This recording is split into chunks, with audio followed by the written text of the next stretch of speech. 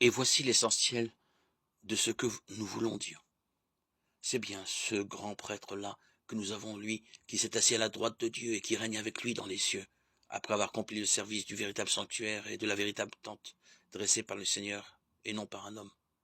Le grand prêtre a toujours été chargé d'offrir des dons et des sacrifices. Il fallait donc que Jésus ait lui aussi quelque chose à offrir. S'il était sur la terre, il ne serait même pas prêtre, puisqu'il y a déjà des prêtres pour offrir les dons conformément à la loi. Mais ils rendent leur culte dans un sanctuaire qui n'est qu'une pâle évocation de celui du ciel. En effet, au moment où il allait construire la tente, Moïse fut averti par Dieu, qui lui dit « Prends soin de tout faire suivant le modèle que je t'ai montré sur la montagne. » Quant à Jésus, le service qu'il doit assurer est d'autant plus élevé que l'alliance dont il est médiateur est plus parfaite et repose sur des promesses plus parfaites.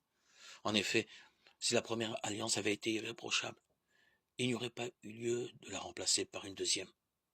Or, c'est bien un reproche que Dieu fait à son peuple quand il dit « Voici venir des jours, déclare le Seigneur, où j'établirai avec la maison d'Israël et avec la maison de Juda une alliance nouvelle.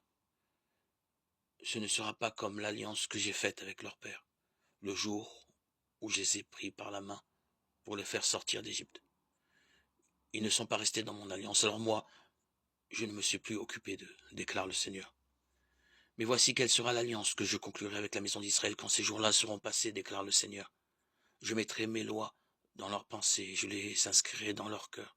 Je serai leur Dieu, et ils seront mon peuple. Ils n'auront plus besoin d'instruire chacun son concitoyen, ni chacun son frère, en disant « Apprends à connaître le Seigneur », car tous me connaîtront, des plus petits jusqu'aux plus grands. Je serai indulgent pour leurs fautes, je ne me rappellerai plus leurs péchés. En parlant d'alliance nouvelle, Dieu a fait de la première une alliance ancienne. Or, ce qui devient ancien et qui vieillit est près de disparaître. Lettre aux Hébreux 8, 1, 13.